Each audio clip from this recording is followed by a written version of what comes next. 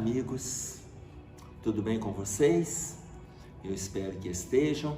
Nós continuamos os nossos estudos em torno do livro Desafios da Educação, da psicografia de Raul Teixeira, sob a orientação do espírito de Camilo.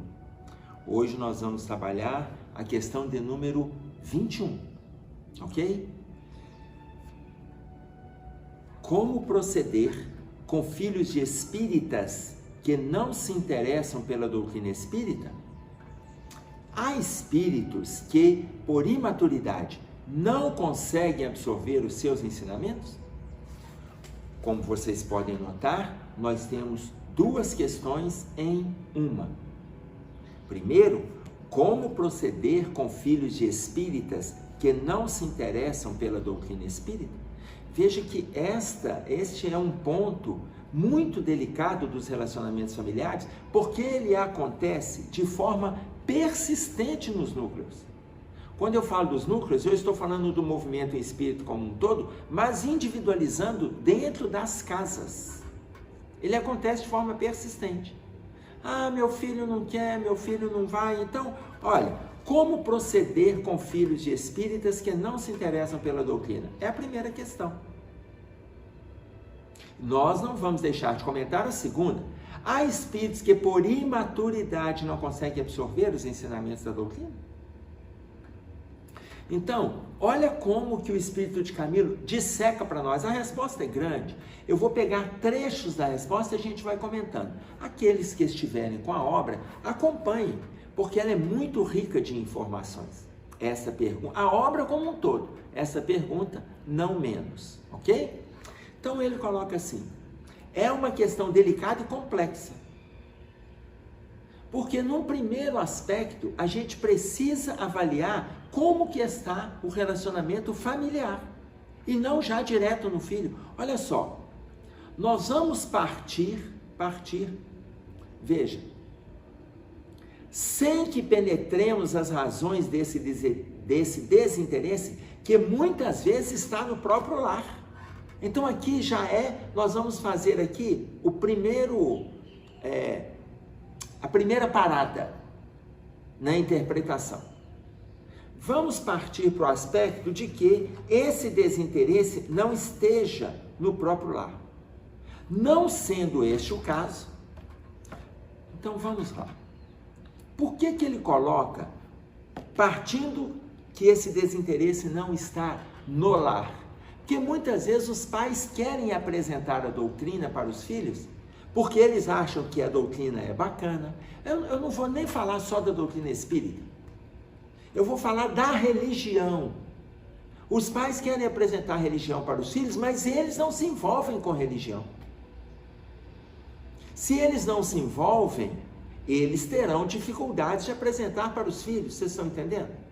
Então, quando ele fala o desinteresse não está no próprio lar, por quê? A pergunta é proceder com filhos de espíritas que não se interessam pela doutrina espírita. Como lidar com isso? Então, vou pegar um exemplo. O pai chega, deixa o filho na evangelização. Vocês vão notar que a maioria esmagadora das casas espíritas, é uma ou outra que difere disso que eu estou passando agora para vocês, dentro daquelas que a gente conhece. A evangelização, ela acontece no mesmo horário da reunião pública. Enquanto os filhos estão nas salinhas de evangelização, os pais estão na reunião pública. Porque eles vêm, trazem os filhos e entram para a palestra de adultos.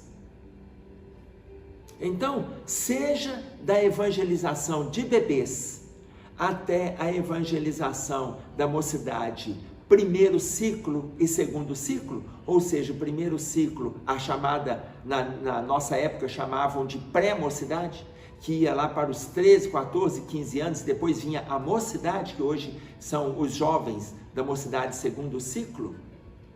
Em qualquer momento os pais entram para a reunião de adultos e está tendo ali a reflexão das crianças.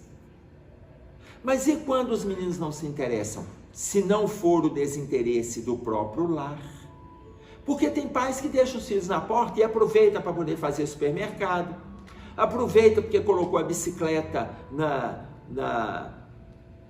no carro e vai calibrar pneu, aproveita porque vai abastecer, aproveita porque vai colocar água no carro. Então, enquanto o filho está na evangelização, os pais estão fazendo outras coisas. Se eles estão fazendo outras coisas, como estimular interesse nos filhos se eles não se interessam? Então, os lares, por exemplo, entra dentro da casa espírita, fala sobre a importância do culto no lar. Só que os lares não estão fazendo culto no lar. Aí eles entram para evangelização e lá eles escutam sobre evangelização. Entra para a reunião de jovens e lá eles escutam sobre a importância na evangelização, escutam sobre a importância do culto no lar, tanto na evangelização da criança quanto na reunião com os jovens. Mas os lares não estão fazendo culto no lar. Aí, mas eles não se interessam. Mas será que os pais se interessam? Os pais muitas vezes não se envolvem com o culto no lar. Já acha o culto no lar um desgaste. O culto no lar, está acontecendo no horário do filme tal, está acontecendo no horário do jogo de futebol tal, está acontecendo no horário, quer dizer, eles não querem abrir mão de nada para fazer o culto no lar. Então, se não apresentam para os filhos interesse, por que os filhos irão se interessar? Vocês veem que nós estamos divagando, aproveitando a resposta do Camilo. Partamos para a explicação, entendendo que o desinteresse não é dos próprios pais. Porque quando os pais não se interessam, os filhos não se interessarão. Então é importante que a gente manifeste interesse para eles. É importante que quando aconteça alguma coisa dentro da nossa casa, que nós conversemos com os nossos filhos, citando referências também dentro da doutrina. Então imagine, se você não tiver uma referência dentro da doutrina, mas se tiver uma referência filosófica, cita. Por quê? Porque você está mostrando para eles que é importante estudar. Se essa referência filosófica tiver o amparo da doutrina, melhor ainda. Você pode associar, você está tendo um bate-papo com seu filho. Você está tendo um bate-papo com a sua filha. Então, utilize os instrumentos para estimular o seu filho ao estudo, ao aprendizado, ao crescimento, à melhora. Utilize as referências. Então, o desinteresse não pode partir de dentro de casa. Se eles não se interessarem, que a gente passe a conversar com eles. Meu filho, mas por que você não gostaria? Enfim, aí o Camilo continua. Ele diz para nós assim: quando não é este o caso, ou seja, quando não é o desinteresse de dentro de casa, poderemos estar diante de espíritos refratários aos ensinamentos espíritas, portadores de bagagens reencarnatórias muito enraizadas em outras crenças. Então, às vezes, não interessa pela doutrina espírita, porque já tem bagagem construída em outros séculos, envolvidos com outras crenças, e aí ele coloca lá, portadores de bagagens reencarnatórias, que exige paciência e compreensão dos pais. Então nós vamos aproveitar a bagagem que eles têm, e em cima dessa bagagem, nós iremos construir juntos.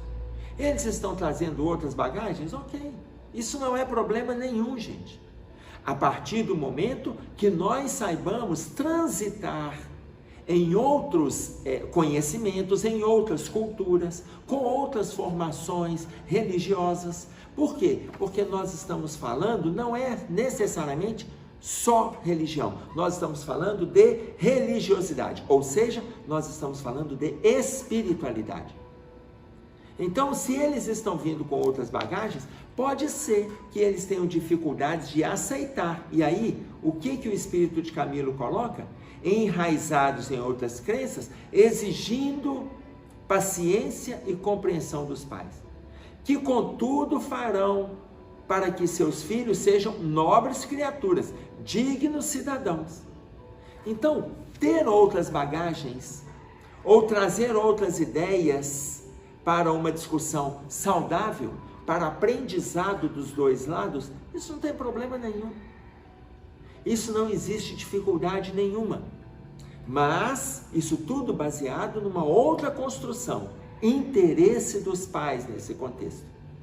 Então, precisa acontecer o interesse. Ok? E aí ele continua. Se forem crianças, enquanto são crianças, os pais irão buscando as técnicas variadas de persuasão. Então veja, quando é criança e a criança não se interessa, ele coloca técnicas de persuasão. E eu estou passando para vocês, baseando na obra, colocando técnicas de persuasão. Veja, gente, a criança, e eu estou falando da criança de 3, de 4, de 5, de 8, de 10, a criança, ela não tem autonomia para tomar essa decisão, não. Essa decisão, ela é dos pais. O Raul Teixeira, falando a respeito desse movimento de levar os filhos para a evangelização, ele coloca assim, com a criança, você não fica sentando ali, conversando, discutindo o que a criança acha e ficar naquela celeuma. Não, você não vai fazer esse movimento, não. Você está indo, fala pro seu filho, vamos meu filho, vambora, eu estou indo, sua mãe está indo, estou fechando a casa e está indo embora, pronto. Este é o movimento. Você não fica ali. Agora, Emerson, mas e se cada um tiver uma religião? Então, isso vai depender do acordo do casal. Porque muitas vezes, um tem uma outra religião.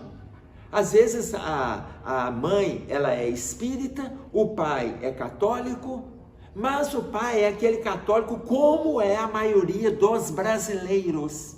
E eu estou colocando a maioria esmagadora dos brasileiros. Que se dizem católicos, mas não vão na igreja. Que se dizem católicos, mas não sabem se a igreja tem catecismo. Que se dizem católicos, mas só vão em missa de sétimo dia ou missa de formatura. Tá claro? Costuma também ir no batizado do filho. Então você imagina, mas são católicos que batizou. Se eles não são frequentadores, a mãe é frequentadora. Ela vai toda semana, ela tem uma disciplina. Se ela tem disciplina, ela sabe que a casa espírita tem evangelização, os filhos acompanham aquele pai ou aquela mãe que é disciplinado quanto à religião. Mas e se a igreja também tem no mesmo horário? Acordo. Acordo. Isso não quer dizer que tenha que ter conflito, muito menos confronto. Não tem que degladiar com ideias, mas aquelas que podem ser mais proveitosas para os filhos. Quando eu estava trabalhando com a evangelização da criança, eu trabalhava, na época, eu já trabalhei com o jardim, que seria na época, era 4, 5, 6 anos. Com o primeiro ciclo, 7, 8, o segundo ciclo, 9, 10. Depois a gente foi trabalhando com a pré-mocidade, a mocidade. Uma criança, quando eu estava no primeiro ciclo, uma criança que estava com 8 anos, ela chegou para mim e falou assim, tio, deixa eu te perguntar uma coisa. Eu perguntei para ela por que ela não veio na semana anterior à aula de evangelização. Ela falou assim, tia, é o seguinte, eu venho aqui, eu não sei se você notou, eu venho aqui, tem semana que eu venho aqui, tem semana que não. Eu só consigo vir aqui quando eu estou aqui na casa da minha avó, que era nos fundos da casa espírita na época. Quando eu estou na casa da minha avó, porque minha avó é espírita, e aí eu venho também. Eu falei assim, mas e os seus pais? Olha, lá em casa, meu pai, ele é católico. Então, quando eu estou com meu pai, porque eles estão separados, quando eu estou com meu pai e ele vem para a casa da minha avó, ele não vai para a igreja, aí eu venho para cá. Mas se o meu pai for na igreja, ele me leva e eu tenho que ficar escutando a missa. Eu falei, e sua mãe? A minha mãe é protestante. Então a minha mãe me leva também para a igreja, mas lá tem o pastor falando também para crianças. Então, quando eu estou com minha mãe, eu vou na igreja com a minha mãe. Quando eu estou com meu pai e meu pai vai na igreja, meu pai não vai muito na igreja. Meu pai vai de vez em quando, ele vem mais para a casa da minha avó. Então, quando ele está aqui, eu venho para a evangelização. Ou seja, imagine a cabecinha dessa criança. Aonde ela ia, ela tinha noção de céu, de inferno e de plano espiritual. Porque dependia do lugar que ela estava frequentando. Imaginem vocês. Então, na cabeça da criança, essa que estava frequentando 3 locais de religião, estava fundamentando a religiosidade. Mas, na fundamentação da religiosidade, ela tinha perguntas que ela trazia dentro das informações que ela recebia. Lá no início da década de 80, ela me perguntava assim, olha que eu estou falando de aproximadamente 30 anos atrás. Ela me perguntava assim, ô tia, mas o mundo vai acabar no ano 2000? Eu falei, não filha, ele não vai acabar. Ah, porque lá na igreja que eu vou, o pastor fala que 1000 passará e 2000 não chegará. Não, filha, isso é um ditado popular. Mas o que significa? Significa que ao aproximarmos do ano 2000, a gente vai ter várias transformações. Já estamos tendo transformações. À medida que aproximar, teremos mais, e depois do ano 2000 teremos mais transformações. A Terra, o planeta, vai melhorar muito. Mas para isso vão acontecer várias mudanças e a gente vai ter que aprender a lidar com essas mudanças. Ô tio, mas e se o ano 2000 acabar? Aí é sinal de que eu estou te falando mentira. Ela falou, mas pode ser mentira? Filha, tudo que eu escuto diz que não. Ela falou, mas como é que eu vou saber? Eu falei, quando chegar o ano 2001. Aí você vai saber. Então eu vou ter que esperar muito. Vai esperar muito. Para ter certeza que eu estou te falando a verdade. Veja, ela estava com 8 anos. Mas ela escutava lá que 2000 o ano ia acabar. Chegava aqui, eu contrapunha essa ideia. Você acha que Deus fez isso tudo para depois destruir tudo? Filha, Deus não vai fazer isso. Deus é pai. Um pai, ele não vai destruir as coisas que ele oferece para um filho. Ele vai ajudar o filho a cuidar das coisas que ele ofereceu. É assim que faz um pai. Principalmente o Pai Celestial, que é o melhor e o maior de todos. Então vocês imaginem, a criança, nós temos que optar, nós temos que decidir, nós temos que fazer o funcionamento da evangelização para ela. A gente leva, a gente conduz. Então é o que o Raul Teixeira coloca. Você não dá liberdade para ela decidir, você vai levando, vai conduzindo. Se tiverem religiões diferentes, que decidam, conversem, e qual que pode oferecer o lado mais saudável, conversem de novo. Para isso não precisa de ter agressão, não precisa de ter mal-estar, não precisa. Mas e quando for o jovem? Aí, novamente, ele coloca para nós aqui, ó. Primeiro, quando criança, ele coloca, nós, enquanto pais, temos o compromisso de reconduzirem essas almas ao Criador. Nós temos o compromisso de conduzir essas almas ao Criador. Ok? A partir do momento que nós assumimos esse compromisso, veja bem, gente, esse compromisso não é só porque a gente engravidou, etc. Não, é a orientação de Jesus. Lembra a orientação de Jesus? Deixai vir a mim as criancinhas, que está no capítulo 6 de Marcos, no versículo 4. Deixai vir a mim as criancinhas, ou seja, apresenta o Cristo para eles. E quando for o jovem? Aí ele vai colocar para nós aqui, quando chegam à adolescência, com tais indisposições pela doutrina, passamos ao diálogo. E quem dialoga deve compreender, deve compreender as razões de parte a parte. O que ele está dizendo com isso? Dialogar não é comprimir o outro, não é forçar o outro. Deve compreender as razões de parte a parte. Você fala e você escuta. Dialogue. Escute o que o outro tem a dizer. Escutando o que o outro tem a dizer, ele também tem as razões dele. Mas, mesmo tendo as razões, eu volto ainda nos instrumentos de persuasão.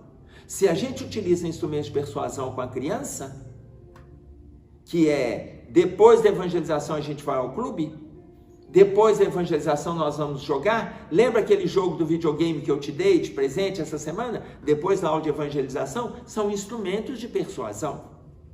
Com o jovem é a mesma coisa, instrumentos de persuasão. E se o jovem não quiser? Volta, meu filho, a gente vai. Vão comigo. Ah, pai, mas eu não quero não. Ele está com 15 anos, aquela massa de homem. Mas ele só tem 15 anos, gente. Ele tem 15, tem 16. Use o instrumento de persuasão. Qual é o instrumento de persuasão? É aquele onde você propõe para ele coisas. Por exemplo, filho, eu gostaria que você fosse. Insiste com ele. E ele vai falar assim, mas eu não quero. Você insiste. Mas eu não vou, você insiste. Aí ele se irrita. Quando ele se irritar, ele vai falar assim, pai, por que você quer que eu vá? Porque você vai falar com ele, meu filho, eu gostaria que você fosse comigo. Porque a gente vai conversando, a gente troca ideia. Ele é jovem. Opa, mas eu não quero ficar ouvindo esse negócio lá na mocidade, então fica comigo na reunião de adultos. Nós vamos escutar coisas, a gente pode discutir depois. A gente pode concordar, a gente pode discordar. Não, pai, mas eu não quero. Insiste de novo. Até que ele fale assim, mas por que você quer que eu vá? E aí você coloca para ele. Porque eu gostaria que você me atendesse. Porque eu só estou te pedindo isso. Você me pede várias coisas que eu faço para você, embora eu não goste. Ué, mas o que, por exemplo? Sabe aquele show que você me pediu para ir? Eu nem queria que você fosse. Mas eu avalizei. Eu não só autorizei, como eu paguei a sua entrada. Eu não só paguei, como eu levei você e seus amigos. E além disso, eu fui lá e busquei. 2 da manhã, eu ainda estava transitando com o carro na via pública, porque eu fui te buscar. Se eu faço o que eu não quero para te atender, por que você não faz para me atender? Ou seja, relacionamento de diálogo. Eu estou colocando, é mais um instrumento de persuasão. Ah, mas aí o seu filho, né, como um bom argumentador, ele vai falar assim, ah, mas aí é chantagem agora. Você vai explicar para ele, não, meu filho, isso é condição. A vida é feita de condições. Eu trabalho, meu patrão me paga. Se eu não trabalho, eu não recebo. Se eu não for, meu patrão desconta. Ah, o que o meu patrão fez? Ficou com raiva só porque eu não fui trabalhar e foi lá e descontou. Não é porque ficou com raiva não, gente. É justo. Trabalha, recebe. Não trabalha, não recebe. Isso é lei. Isso é lei da vida. Então imagine vocês, você vai propor o seu filho. Inclusive, filho, sabe aquele jogo que você quer ir na semana que vem? Sabe aquele show que você quer ir? Sabe aquela festa de 15 anos? Ah, quer dizer que se eu não for, eu não vou poder ir na festa. Ô filho, é mais ou menos isso que eu estou colocando. Por que eu vou permitir que você faça coisas que eu não quero, se você não me atende em um pedido que te faço? Me atenda. Qual o problema de me atender? Gente, isso é um bate-papo. Ah, mas é argumentação demais. É, mas nós estamos indo até o limite. E se mesmo assim o filho não aceitar? Ele prefere ficar sem isso aqui, sem acolá, ele prefere, do que estar indo conosco, do que estar trocando um bate-papo no caminho, na ida, na volta, saindo de lá, passando numa lanchonete, passando numa pizzaria, voltando para casa, passando no supermercado, já fazendo compra e levando para dentro de casa e batendo papo sobre aquele movimento. Mas e se ele ainda assim não quiser frequentar conosco? Olha a informação do espírito de Camilo. O que os pais espíritas deverão atentar sempre será para o nível da vida moral de seus filhos. Nível da vida moral. Porque se não desatinarem, se não se incriminarem nos dramas do mundo, sem sombra de dúvida, esses filhos já terão superado grandes cotas de infausto pretérito. Mesmo que não nos acompanhe. Aí a gente volta na segunda pergunta, porque estamos discutindo as duas, como proceder com filhos de espíritas que não se interessam, mas olha a segunda. Há espíritos que por imaturidade não conseguem absorver os seus ensinamentos. Então mesmo com o diálogo, com o conflito, com a colocação das ideias, o conflito de argumentos, mesmo que isso não esteja acontecendo, eles não aceitarem, não concordarem e não absorverem os ensinamentos, seria por imaturidade? Ele vai colocar que então nós nos atentemos para o nível de vida moral dos nossos filhos. Se não desatinarem, se não se incriminarem nos dramas do mundo, sem sombra de dúvida, esses filhos já terão superado grandes cotas de infausto pretérito.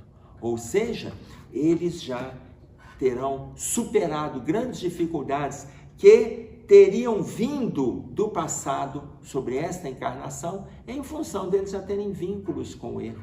Então, que a gente se atente para a conduta, ainda que não aceitem a orientação dentro daquilo que o Evangelho propõe para nós, que a gente esteja na relação de exemplo. Lembram quando nós já fizemos referência ao capítulo 5, ao versículo 2 de Pedro, na primeira carta de Pedro? Apacentai o rebanho de Deus que está dentre vós? Ok. Neste mesmo versículo, ele coloca para nós assim: tendo cuidado deste rebanho, não por força, mas voluntariamente. Ou seja, nós vamos oferecer o pasto, nós vamos oferecer o alimento, mas não simplesmente forçar. Nós vamos nos atentar para eles, para nós orientarmos, para nós ajudarmos, não por força, mas voluntariamente. Não basta uma condução, palavra que está na moda aí, não é condução coercitiva. Nós vamos usando os instrumentos de persuasão, mas ainda que eles não funcionem, então que a gente zele pelo nível de vida moral deles e, antes de tudo, pelo nível de vida moral que nós estamos nos propondo. Ok? É isso aí. Um abraço a todos e até breve.